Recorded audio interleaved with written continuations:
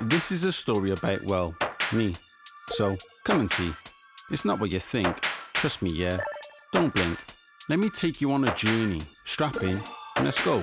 Because I've created a show about all I know. Specifically my past. Yeah, don't ask. It's easier for me to just take you back in time, show you a real specific story of mine. The story is complex. An Afro-headed teenager who was walking around Newport, he was constantly getting vexed. Through the jungle of the school, they were wannabe gangsters piping up and trying to act all cool. Going by the name of Johnny, he was spitting bars, you know, he was walking around Newport, he was never sorry.